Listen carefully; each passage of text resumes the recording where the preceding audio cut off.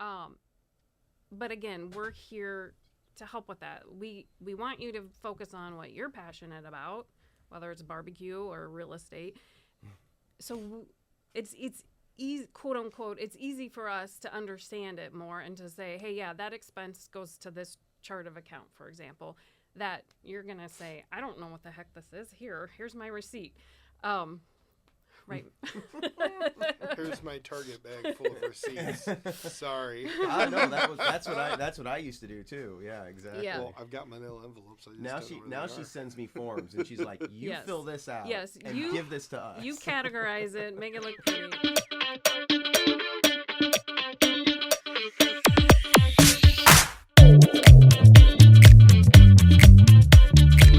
right. Hey, everybody. Welcome to Smokin the Process. I'm Tim Nash. I'm a residential and commercial realtor with Smokin Realty, and I am here, as always, with my good buddy Matt Miller with Back40 BBQ. Hey, what's up, everybody? And we have a special guest today. So today, before I say who our special guest is, today, since it's the dead of winter and April 15th is coming up, everybody has that taxes looming ahead of us, and it's something that I know still gives me anxiety to this day, and I think that probably anybody that listens to this has, probably has some of the same feelings about tax season, and that's just if you're a regular old U.S. citizen, not necessarily even if you're a small business owner, you have a lot of anxiety about taxes. So today. We have Nicole Nassif with Lundahl Hatt Austad Tax Services Incorporated here out of Marion, and I've known Nicole. We were just talking about. I've known Nicole for about 12, somewhere between 12 and 14 years, Yeah. I think. Nicole has been my accountant and has helped me out with. Funnily enough, I didn't think of it back then, but actually was helping me out with small business back when I was doing my independent film production. And Nicole is fantastic. She's been doing this for a very long time, and she knows her stuff. So, welcome, Nicole. Thank you for having me. So today, for takeaways, again, what the whole goal of Smokin the Process is to provide information for small business owners that kind of helps lift the veil on some of the mysteries of running a small business. I think that it's definitely something that when you decide you're going to take on, you're going to start a small business, there are so many different aspects to that can seem so overwhelming, taxes being one of them. So hopefully today, as we speak with Nicole, we can come back with we can take away some really good practices, some things maybe you should be doing throughout the year, not just around tax season, which I'm horrible at, and just some things that you should know as you do go into tax season as a small business owner. So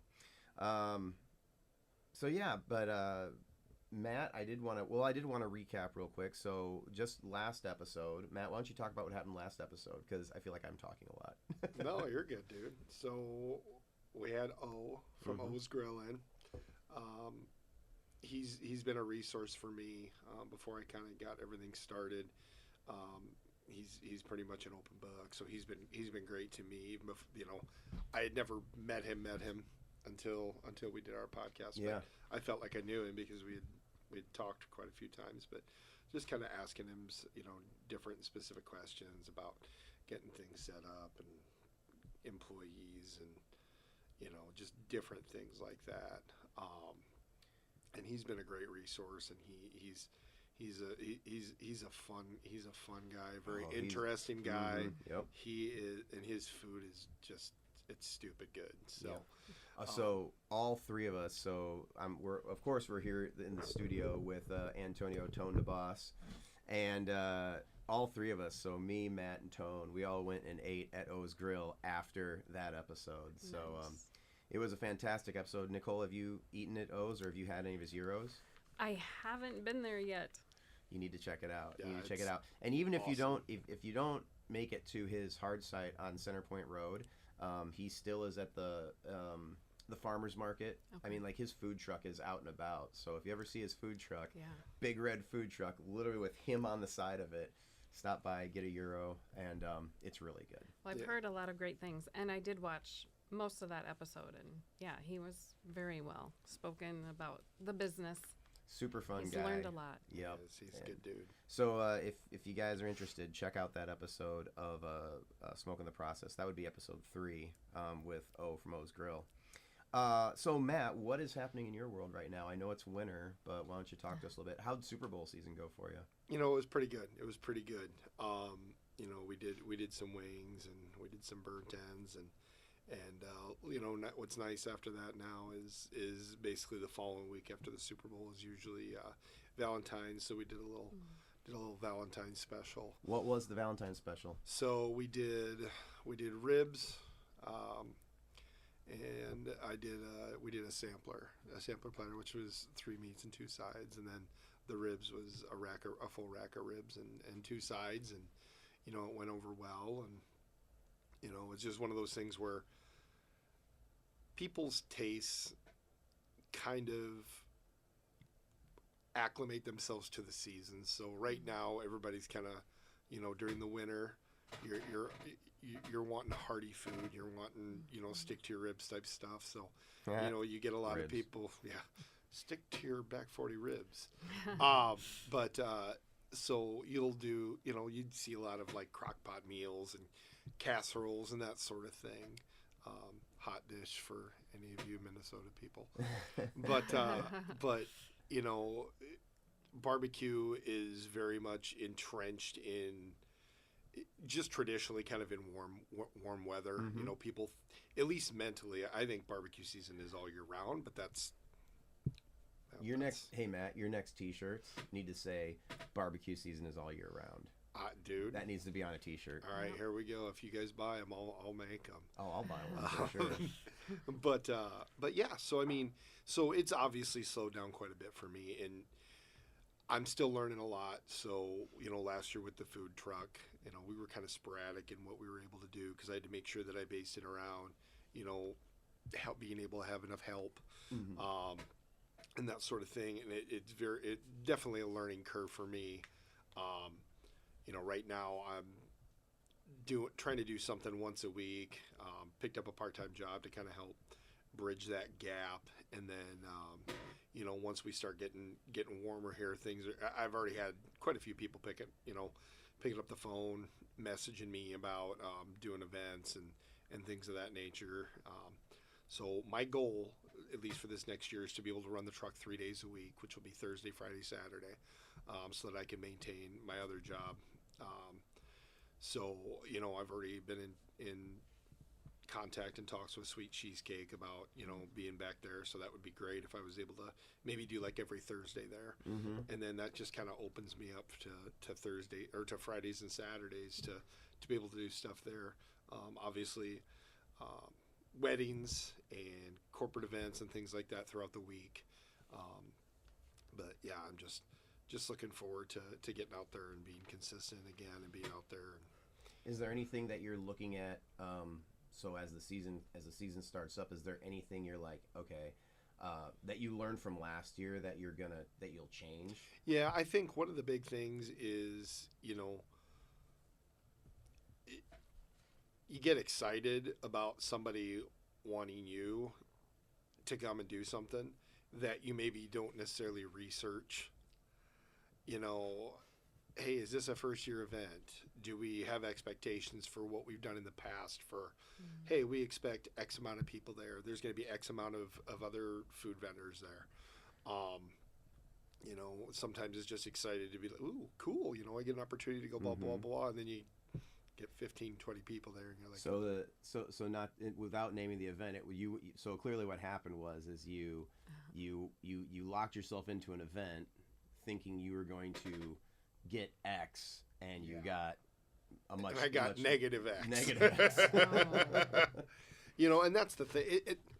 I guess one of the things that I look at it as, I mean, in the moment, it's frustrating because, you know, you invest a lot of money and time into your product, and you know, it's not like I'm, you know, adjusting how I do my stuff. I mean, everything I give everything I got. Mm-hmm. So.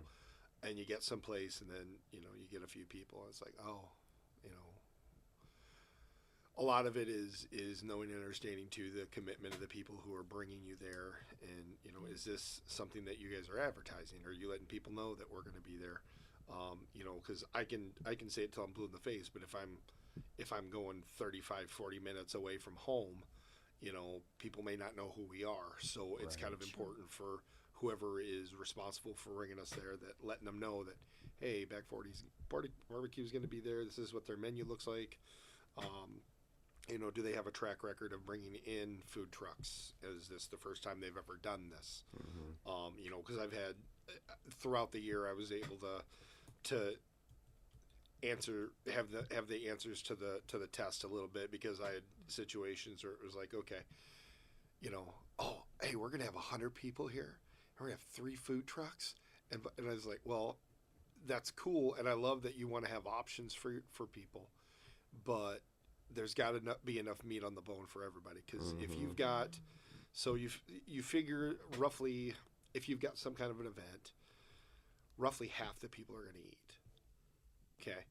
And so let's say you're just talking about an event like where you're not the food trucks are not the main attraction. Correct. There's something else going on. Correct. And they're having food trucks there for people that want food. Correct. And you're saying that good rule of thumb is that about 50% of the people that attend that event are going to eat using the food trucks. 100%. And then it's like, well, how many food trucks are there? It's 4. Exactly. So you're going to get a quarter of Exactly. And that's and I've had to walk people through that too, who have reached out to me and be like, hey, because they're super excited, because they want this event, and food trucks are still kind of trendy, and not everybody has them, and they're like, yep, we've got this many people and this many, and I'm like, okay.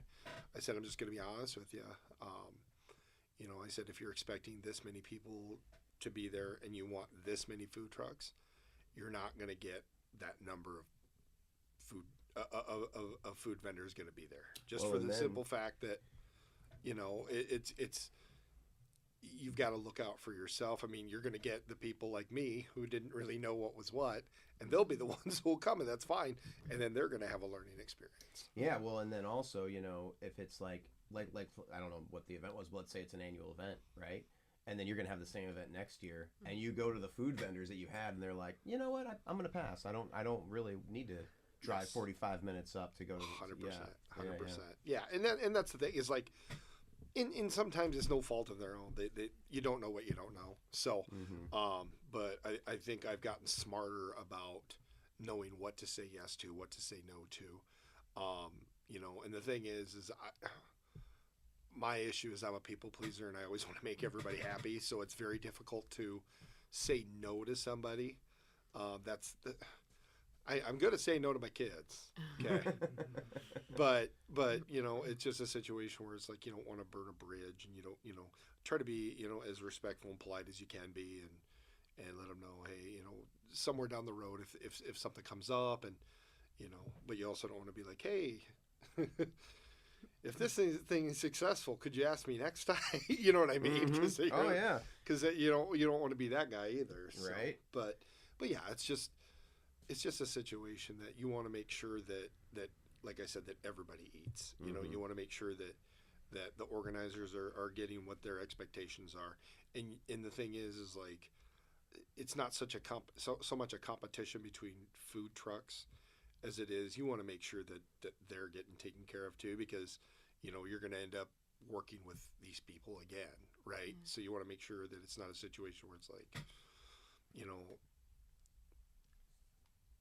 I just had a total brain fart. That was fun. But you're 100% right.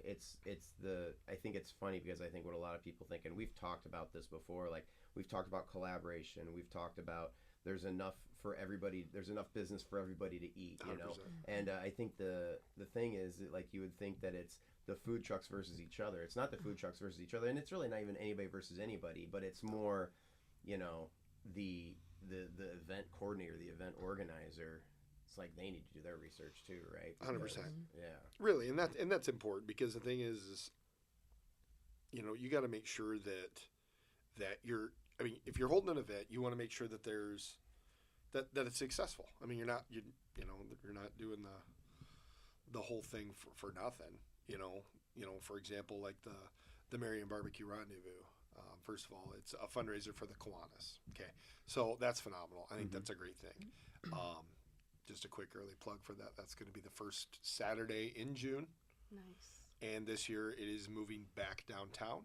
Ooh. It is not going to be at Lundahl Park. It is going to be That's exciting. in Marion Square. So the new Marion Square. I Yes. bet you guys are excited about that. Right across the street. Right across, and you're Yes. probably tired of looking at the construction.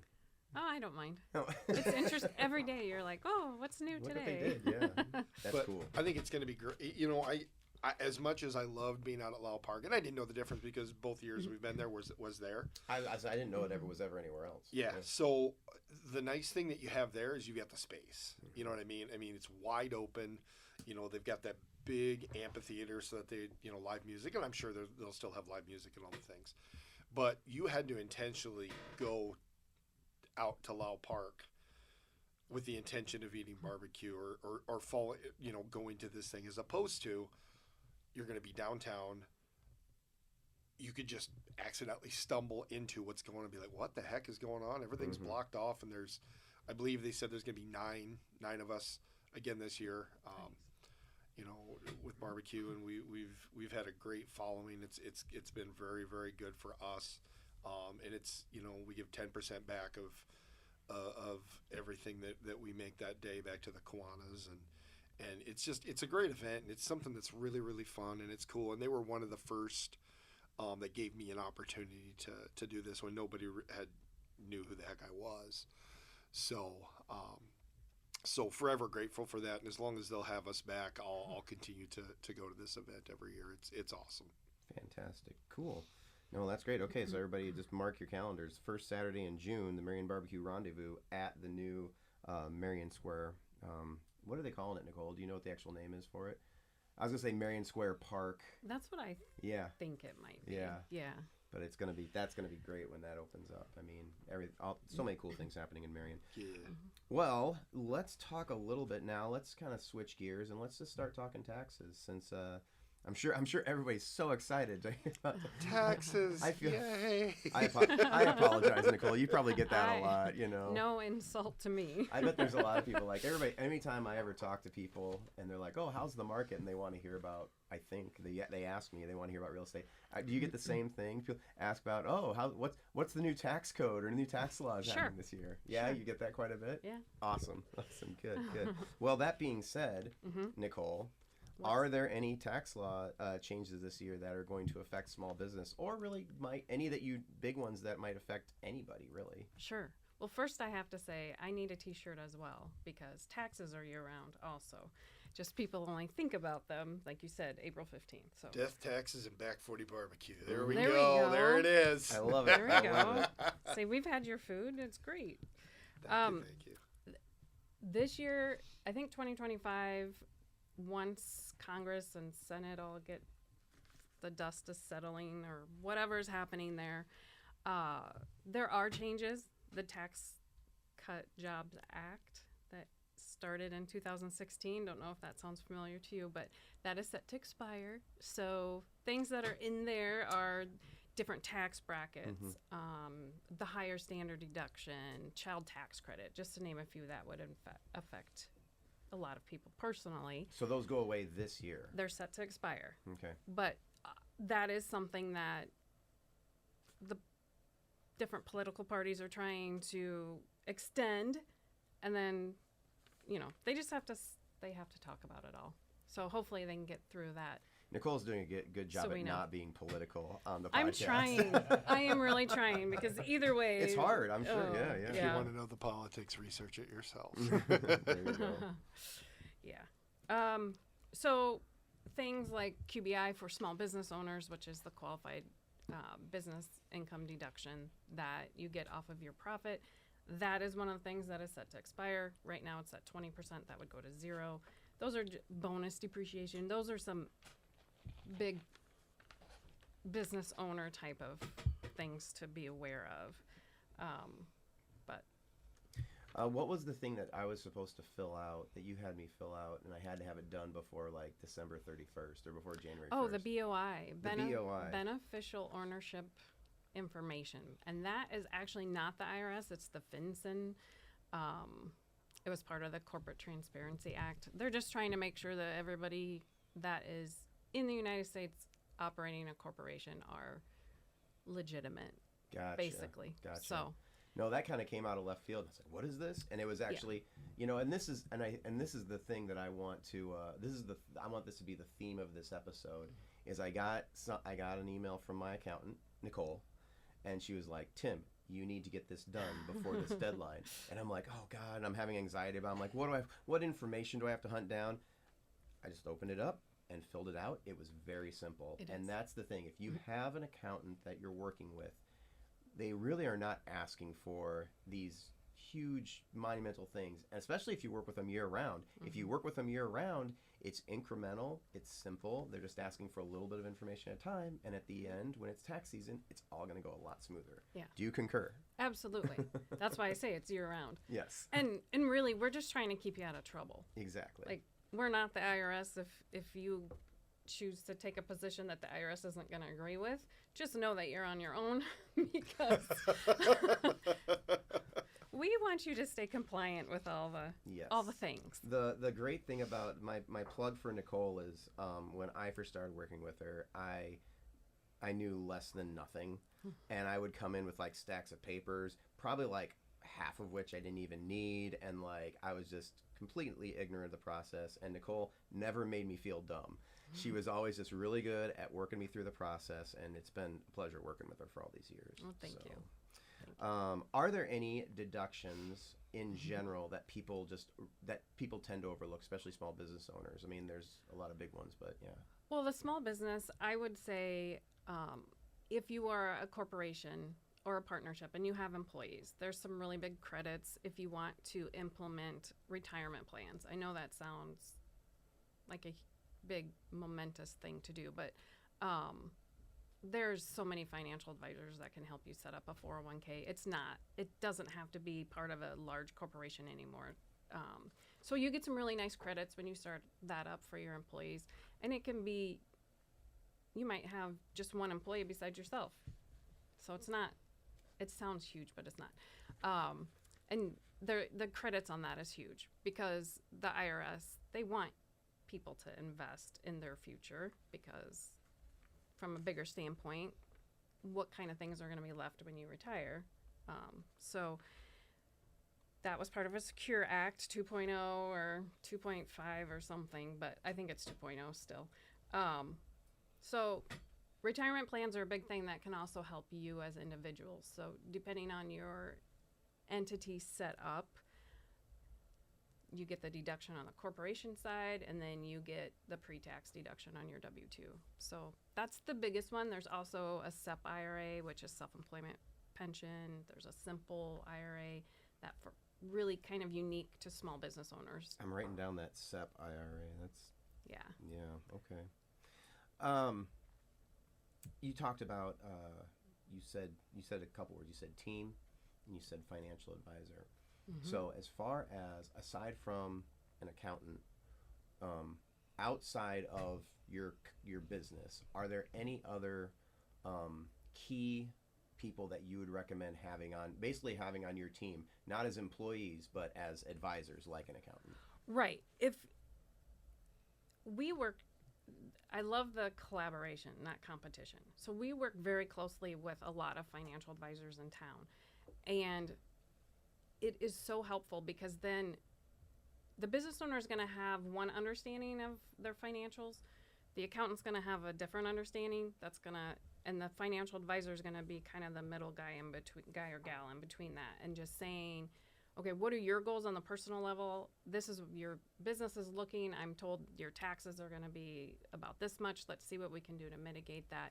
Because a lot of times, especially I'm talking about the retirement plans being the biggest deduction, I can't do that for you. You do have to find a financial advisor to help you with that. So we work, it really helps save on surprises as well at tax time.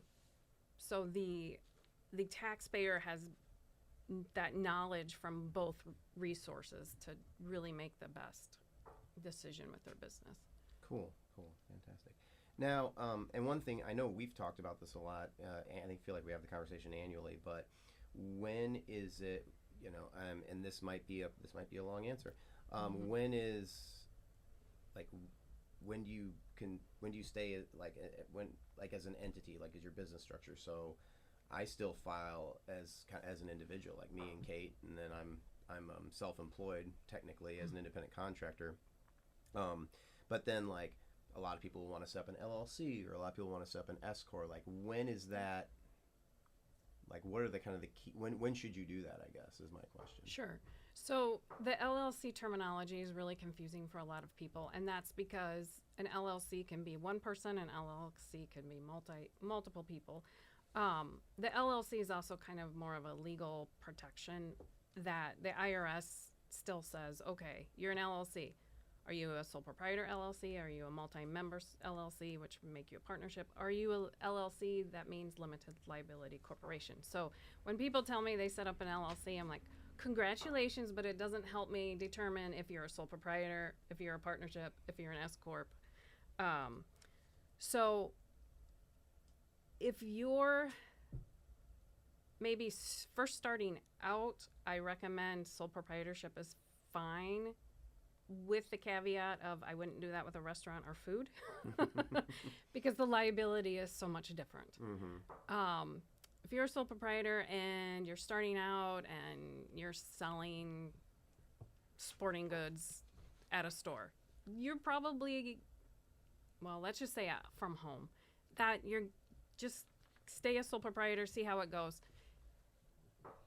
If you're, like I said, the food, I definitely recommend being at least a corporation to have all those protections, because there's a different variety of liabilities involved. So knowing then what that means for taxes, and this is where the story gets really long. If you're a sole proprietor, yes, as Tim said, that just goes on your personal tax return and your profit. You pay income taxes at your normal rate, but then you also have to pay self-employment tax. So at a certain point, that self-employment tax, if your profit and longevity isn't continuing to increase, you should look into incorporating, because then the self-employment tax isn't so bad, let's say. It kind of goes away. You still have to pay income tax because it's a pass-through type of thing. It still goes on your personal, but now you've got a whole nother set of legal issues you need to take care of. You need to get incorporated. You need to maintain your books 100% separately, corporate versus business. You have to truly think of yourself as, okay, this is me as the individual, and this is me as the corporation. And as the corporation, I have to keep these expenses separate. I have to keep this income separate. And is that as an S corp? Is that what that would be? Okay. Yep. So also, once you incorporate, you are, as an officer of the organization, you are required to pay yourself a reasonable compensation. So it's not as easy to incorporate as it is just to say, hey, I'm going to try this. I'm going to be a sole proprietor for a couple of years and see how it goes. That's what I usually recommend. Like, see how it goes, because there's a lot more expenses involved. And Matt can say some things with this too. But you see how it goes, then decide. Matt, you got something to contribute? No. I barely know that I'm here right now. Like I've said, I think in previous episodes, but I know what my strengths are, and they aren't tax code, and so agreed. Me too. Most of it is done. My wife through Megan. We need to have your wife on as a guest. Yeah, you do. Oh, one of these, maybe this summer we'll do that. Yeah. Good luck with that one. We'll see what happens. Oh my gosh, that'd be hilarious.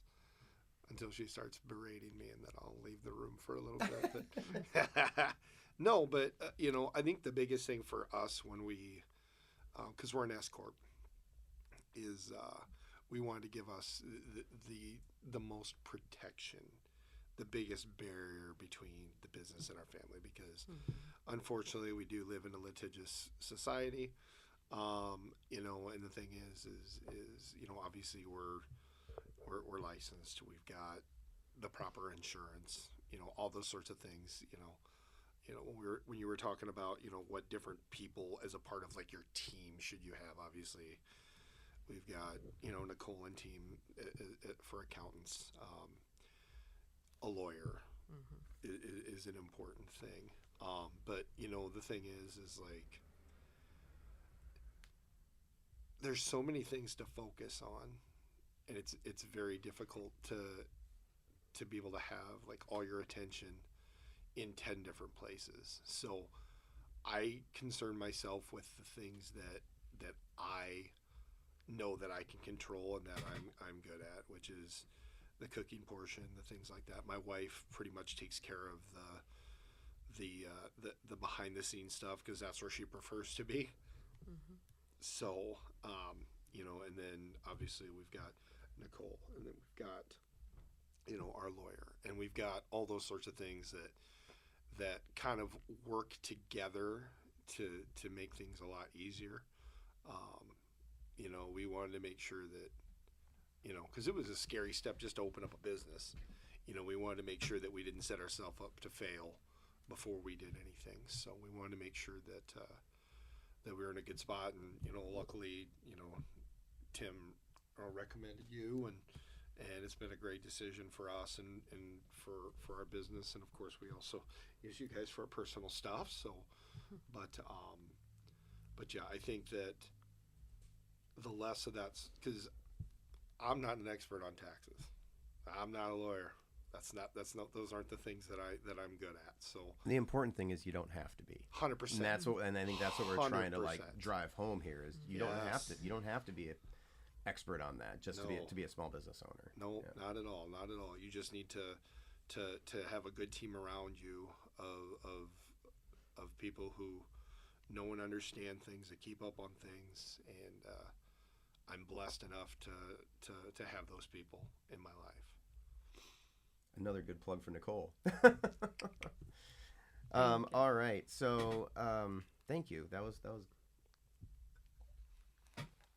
Did you get me on camera mouthing that? So, Nicole, so one thing that people need to take into consideration. Sorry, buddy. You're all right. I'm big. Thanks, bro. So I'm just gonna put that back there for a minute. So another thing that people, kind of tend to do is when Matt bought his $15,000 smoker, that was the food truck. Was that the food truck? I'm trying to remember the story. Tone, you remember the story? Food truck, it was the food truck. Yeah, when he bought the $15,000 food truck. What kind of is there anything to take into consideration when you're purchasing something of that size? Yeah, so not everything can be expensed the year that you purchase it. So that's the first big surprise for a lot of new business owners. The IRS has guidelines. They want you to spread that out 5-7 years, let's say, is the typical. There is Section 179 expensing, which I just say is quick depreciation, is just a way to do it. So Matt could have definitely said, I want to take advantage of the Section 179 and I want to take the $15,000 all off of my tax return this year. Well, it's not the best choice if you're just starting up when your income isn't really established, let's say. So if you have where you're already on track to show a loss for that year, just because you're starting up, you don't want to also take this huge deduction. It doesn't make sense. So that's where it's good to say, we'd have to look up the life that can be assigned to it and all that. But let's say it's 5 years. So now he can take that and spread that out over 5 years. And then the expense becomes more in line with his income. The IRS wants you to show a profit. They expect that you might not do that in your first 3 years. They understand. I don't know. I talk about them like they're a person, but an agency, they're not going to... I'd call them an organism. There you go. They're not going to come tapping on your shoulder because your first year you showed some loss. It's consistent loss that then they say, hey, wait, maybe your profit motive isn't there and you're a hobby. So that's one of the things to watch out for. But yes, big purchases like that, you can definitely... Also, another reason to keep your accounting up to date is you can say, okay, here I'm in April. I'm getting into my busy season. If you want to use Matt as an example. Okay, now this is how I'm sitting in April. Things aren't looking the best. I've been kind of slow. Well, now I'm in August and I have this huge profit and I don't want to pay all these taxes at the end of the year. That's when you can say, okay, what can I reinvest into my business? What big purchases can I buy? That may or may not, then you can make the choice to how you, or if you're going to take all the cost all in one year or spread that out. There are assets that you don't have that choice. Like vehicles are a big one. It has to meet certain guidelines. It's pretty picky. So don't always go off of what the car dealer's telling you. For a situation like Matt's, I think one thing, I was working with this is anecdote time. So I was working with a guy who wanted to start a restaurant in an old Casey's, and he was going to have to put in, he was going to have to do the hood, the and all that. And on top of that, it ended up being, I think it was something that he probably thought was going to cost less than $20,000 or something like that. And then when he really did the research, it was like, it was definitely north of 50, maybe it was closer to 100. Sure. To not only do the hood, but also like get the permits for it and all that. So would that be something that would fall under this? Yeah, that would be considered a capital improvement. Would it be, since it's more than one thing, since it's basically a project and not one, not right. like just a food truck, or just would they be able to encompass all the expenses of that project individually? Yes. Like if they're gonna like renovate a space that wasn't a restaurant into a restaurant. Yep. Okay. So capital improvements, That's the right word. Yeah. Some of it would fall under that. Some of it would fall under startup costs. And the IRS has rules on those, amortization, depreciation, all of that. So interesting. And that would, because when I hear amortization and depreciation, I think of purchasing a property. But would this fall under, like, even if you're going to lease it, you're still doing that capital improvement of the space. You don't necessarily own it, but you are spending the money to. Yep. Capital improvements still have to be spread out over the years. Yep. Awesome. Okay. Well, fantastic. So retirement plans. You already talked about retirement plans a little bit. You talked about the what was it? The SEP? Is that SEP IRA? Hi, Matt. Hi, friend. Here, come on back in. Oh, great.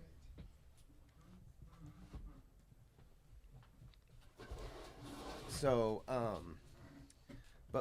so when you go into your small business, and you had kind of said, well, wait a couple of years and see how it turns out. So maybe before considering retirement plans, what I guess my question is, this is what I have to do. I have to talk out before I actually know what my question is going to be. So my question is, when starting a small business, when should you start considering a retirement plan? When you start showing a profit. Okay. Yep. That's a nice short answer. That's good. Because otherwise you're still making the contribution, so you're benefiting your retirement plan, but there's no tax advantage at that point if you're having a loss. So. Gotcha. Fantastic. All right, cool. Matt, how you doing? Better. Awesome. Well, this one the last episode, man, we just talked and talked. So I feel like this one's a little bit shorter, a little bit more succinct, which is good because we want to get the facts out there and want to make sure people really take something away from this episode. Absolutely. So, Nicole, is there anything that I didn't touch on that you would like to talk about? Yeah, I just want to make a big plug for making sure you're doing your accounting work, let's call it, to stay away from the tax word. Your accounting work monthly. So just like you balance your personal checking account, well, maybe you do, maybe you don't. You want to take a look at your business income and expenses every month. And a great tool that a lot of people are using because it's a cheaper entry level software is QuickBooks Online, QBO. Corey from my office and I have been doing seminars. We've done 3 of them now. So really, you want to take a look at your books.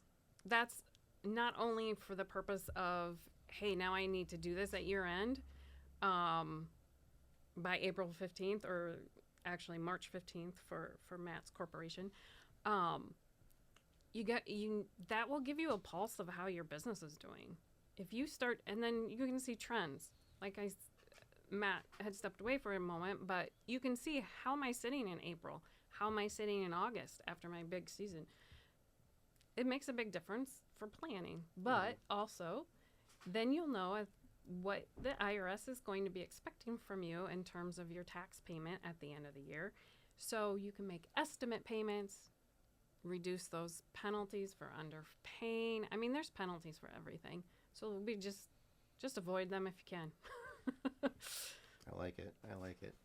I mean, I think, and bottom line, your accountant is here to help. Yes. You've said it a couple times. Your accountant is not the IRS. Yep. You know, your accountant is here to help you. So I think some people feel like the accountant is the IRS. Like you're just scared to talk to them, or it's just going to be this, you know. And we're really trying to, you know, get away from that thought process. Absolutely. I'm just sitting here talking to you, and I'm like, I really need to do my quarterlies this year instead of just waiting until pay the penalty and doing it all at once at the end of the year. Like, you know, and it's kind of that thing where, what I would just put out there is, once you do your taxes and you've got it all in your, spreadsheets, and you've got all your information organized, just keep on doing that every month, you know? Yes. I feel like we get away from it, and then at the end of the year, we've just got this big jumble of information that we have to organize and suss out and categorize. And if you would just do that every month, it's not going to be nearly as big of a project. Yep. And then you aren't scrambling on April 12, 13, and 14 to get all your stuff together, because I just know your accountant loves it when people do that. Oh, yeah. And it'll happen this year, I'm sure, right? Yeah, keep your bill down. Keep your invoicing down, and then just take care of it. There you go. Love it. So, okay, well, fantastic. Well, thank you so much, Nicole. We really appreciate you coming and joining us. I didn't get it. I think O's episode had us so enraptured that I did not do my book and my movie. Correct. Last episode, but I do want to do my book and my movie this episode. So at the end of every episode, I'm a reader and I love movies, so I always want to talk about like in a business book. So for reading, I have to recommend Extreme Ownership by Jocko Willink. Anyone know? Anyone familiar? I'm familiar. I haven't read it, but I'm very familiar with Jocko. It's fantastic. It's a very good book. I was talking before we started this. I'm actually 23 years in the Iowa National Guard, and I'm retiring this year. And I've been an officer for 98% of that time, and I feel like I've studied leadership. And the funny thing is, on the civilian side, I've never really been in a leadership position, but my wife has been in a ton of them. And so my wife will come home and talk about, you know, just her job and the different people in her job. And I'm like, oh, that's the XO, that's the operations officer, oh, that's supply. And the cool thing is, what Jocko does is he takes that military structure and he applies it to the civilian side, and it works very, very well. And that's only one aspect of Extreme Ownership. Just based on the title alone, I think that you kind of understand in the military, you know, if you're a commander and you have a company of 100 soldiers, if any one of those soldiers doesn't accomplish their mission, does something wrong, I mean, if anything that happens, it's on you. So successes and failures, and that's what that Extreme Ownership mentality is. It's a fantastic book. Check it out. And then as far as movies go, one movie that my wife actually watches a lot, but I really enjoy it too, is The Company Men. Have you guys seen The Company Men? Anyone? So it was like I don't know when it came out. It was like 2000, somewhere between 2005 and 2010. And it's the main character is Ben Affleck is the main character, and he this company has these mass layoffs, and it follows a couple different characters. Ben Affleck gets laid off. Tommy Lee Jones is in there, and he is like one of the VPs, and he keeps his job, but he has to be part of this mass culling of all these employees, and he feels really bad about it. And then Chris Cooper is another VP who does get fired, and it just goes through. And I mean, obviously there's the negative aspect of it, but it's really more about people who have to start from nothing and kind of build themselves back up again. And I think that's it's always kind of one of those movies where at the very end you're like motivated, and it's a good movie. So check out The Company, man. I really like it too. Anyone else have anything that they've thought of? Any movies, anything that come to mind? Tommy Boy. No, I'm just Tommy kidding. Boy. Well, that's always. Hey, that one's all about sales. That's It all is. about sales. Always be selling. That's baby. right. Big Tom. It's Big Tom Callahan, isn't Big it? Tom Callahan. Big Tom Callahan. He's got the new, what is it? The new brake pad department. I was gonna mess it up, but I can get a good look out of at a T-bone by sticking my head up a bull's ass, but I'd rather take the butcher's word for it. you got it. You got it. There it is. So, well, fantastic. Okay, so takeaways today. Number 1, death, taxes, and barbecue. That's going to be a shirt. That needs to be a shirt. I love it. So just a couple things. Starting out as a sole proprietorship, and then maybe incorporate a little bit further down the line, right? It's good to have a team. So if you're starting out, just a good base team would be your accountant, a lawyer, a financial advisor, and especially with Matt, your wife. Yes, yes. Spouse. Nobody else can have Kim. That's get your own Kim. Get your own Kim. That could be another T-shirt. Yeah. Jeez. Back40 BBQ. Get your own Kim. Forget this barbecue. I'll just sell merchandise. Apparently. There you go. And then I think this one's really a really big one, especially in relation to today's episode, was make sure you're doing your accounting monthly. And a good tool to use, well, one, work with your accountant on that, but also a good monthly tool to use would be QuickBooks Online. And if you need help learning QuickBooks Online or learning about how to do this, you can find Nicole. Again, her firm is Lundahl, Hatt Austad Tax Service Incorporated. They're based out of Marion, Iowa, and they have seminars where they can help you out with that. And they're just a really, really great firm. And I've worked with Nicole and Corey. They're kind of interchangeable. I've worked with both of them, and they're both fantastic people to work with. So, thank you. Bottom line is, your accountant is here to help. That is the big takeaway. Your accountant is here to help you. We're nice people. She promises. Yeah, Very they're much. nice people. Very much. So, all right, Matt. Any final words? Encouragement of knowledge? We're almost through the cold, guys. Hang in there. Hang in there. It sucks butt cheeks, but we're gonna make it through. And it's, to the layman, it'll be barbecue season here soon, guys. So keep an eye on that Facebook page. We're doing brisket chili tomorrow. Thinking about maybe doing some smoked meatloaf next week. So hit me up on Facebook. Get your barbecue fix. Fill your soul and your tummy. So hit me up. I can't believe that. I mean, every time you say barbecue is a summer food, I'm like, yes, I agree. I mean, obviously we don't agree with that, but I agree with the sentiment. And people always do think, but when you think about what barbecue is, oh yeah, stick to your rib stuff, pork and yes. and brisket and then the smoked mac and cheese and all that stuff. I'm like, I want to eat all that in winter. That's gonna 100%. It's gonna add some layers and keep me warm. Well, that's our goal in life now, is to make people understand that, you know what, barbecue is year round. All right, we don't have that Texas weather, so but when it gets cold here, let's keep that barbecue heated up here, guys. I like it. Yeah, I'll be outside cooking, so I'll freeze for you. All right, I'll freeze for you. All right. Well, I'm Tim Nash with Skogman Realty. Nicole Nassif, thank you so much for being here with us today. Thank you. Matt from Back40 BBQ. And Tone, thank you so much for being our man behind the man at the controls. All right. Thanks so much.